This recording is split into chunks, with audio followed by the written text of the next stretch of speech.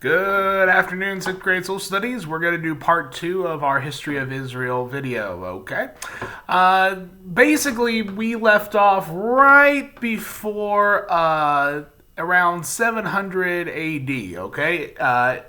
Israel is under the control of what was called the Eastern Roman Empire, sometimes called the Byzantine Empire. They called themselves the Romans, okay? So we'll call them the Romans too.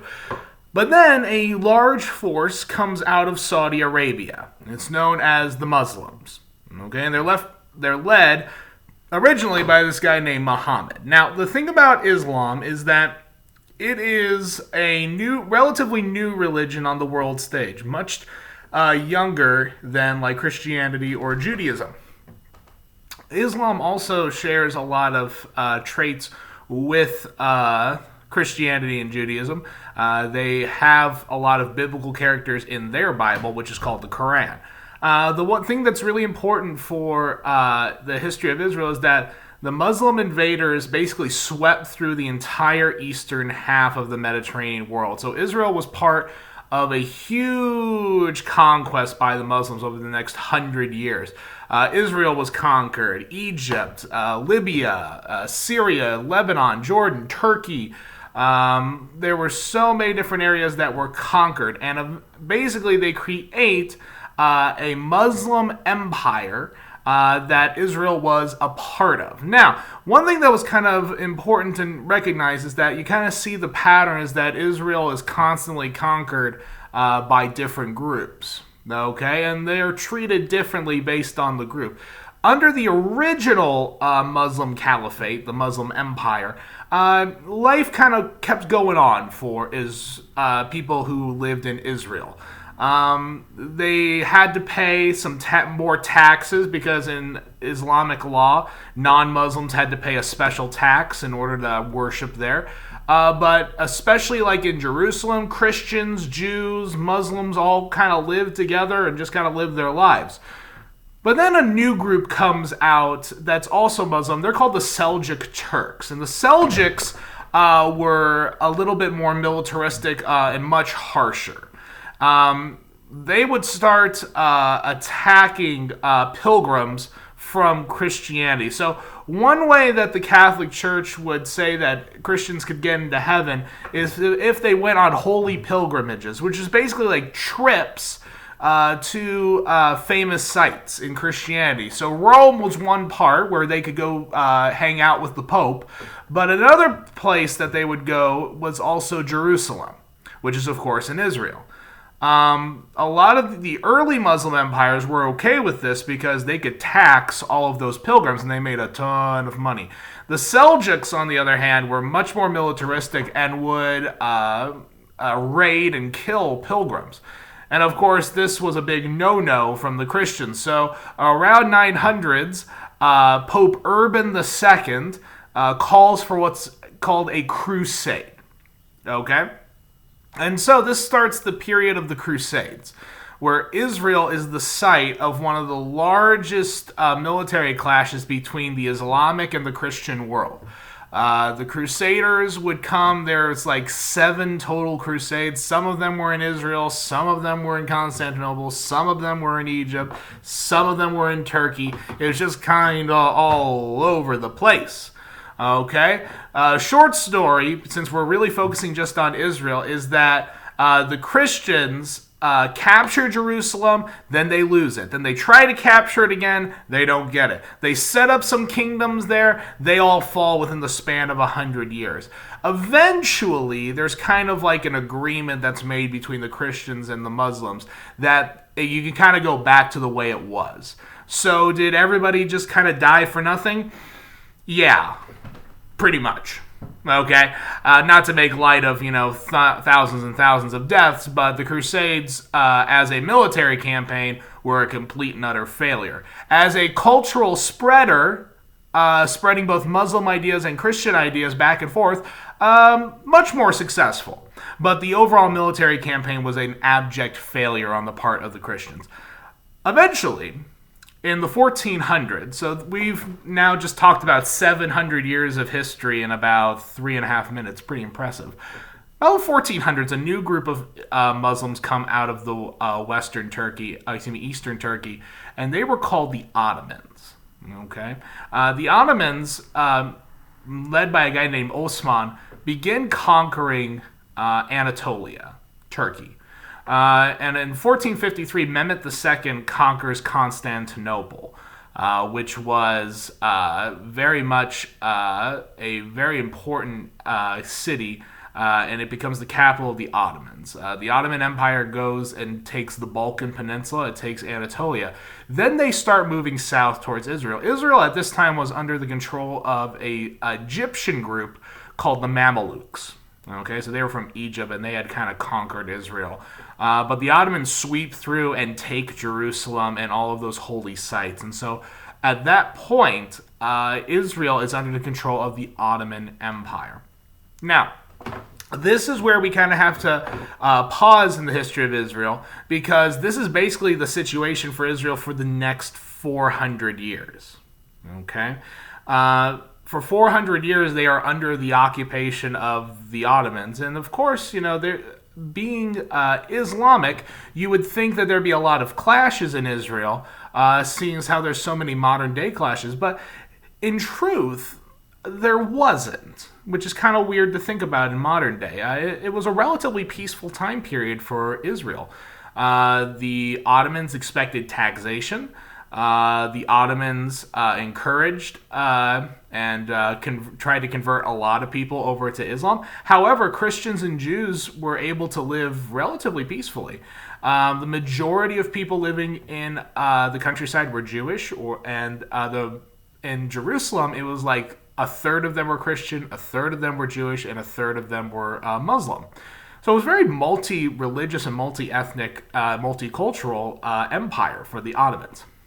And then, of course, World War I happens. This is 1914. Ottoman Empire is dragged into World War I, and the British Empire eyes Israel as a spot that they can take away from the Ottomans. They had already taken Egypt before this.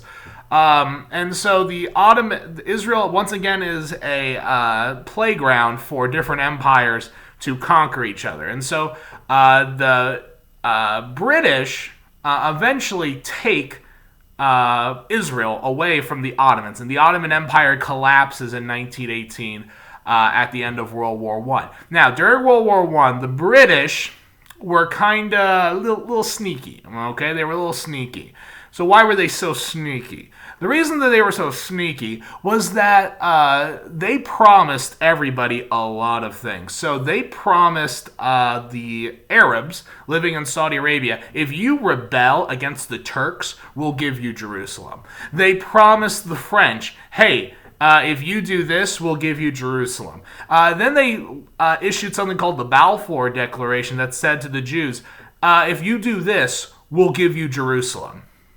And so by 1918, the British had promised Israel and other parts of the Arab Empire to a lot of different people. And what ended up happening was the British said, hey, I know we promised you guys all these things, but we're just going to take Israel for ourselves. Okay, cool. And that's what they did.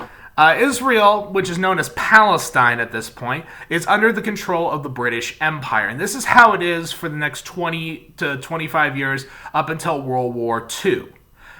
During that time period, tensions start rising because a lot of the Jewish residents in Israel, they sided with the British because they wanted to rule Israel, or Palestine, as their own separate nation. Okay, and they thought that the British were their best chance. Okay, so there are a couple of different Arab revolts that happen.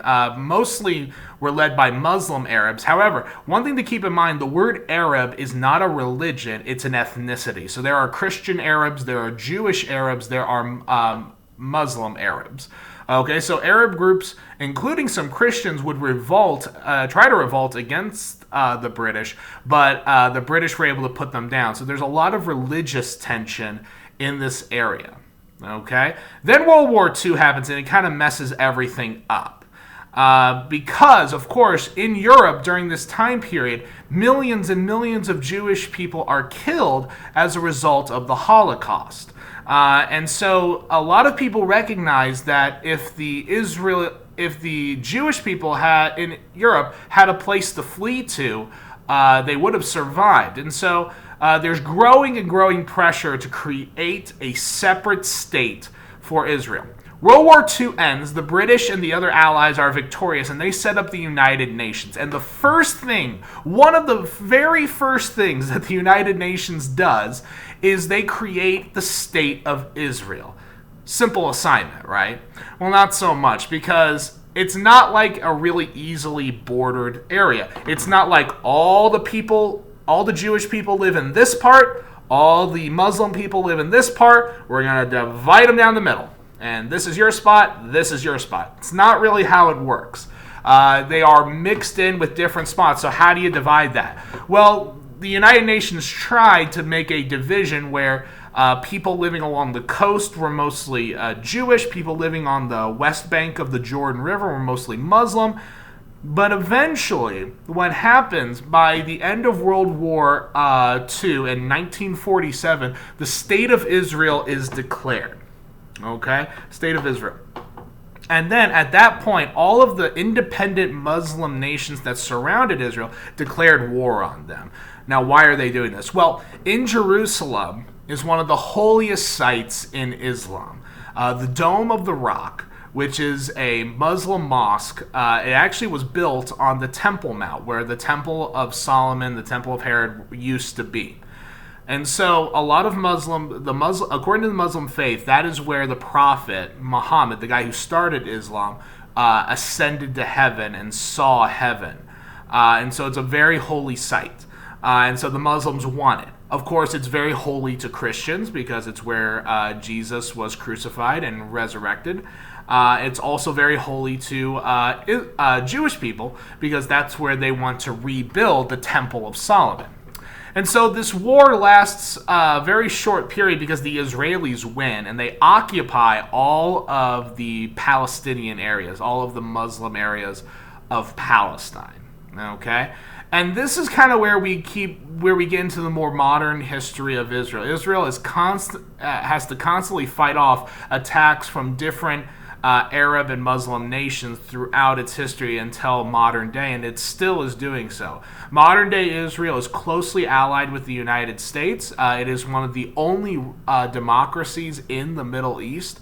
It's also one of the more highly technological countries in the Middle East, and they've kind of had to be because they've gone to war several times throughout the last 60 years fighting for their freedom. One thing to just kind of keep in mind as we wrap up this video is that the state of Israel is in flux, but it always has kind of been. It's always been claimed by multiple powers.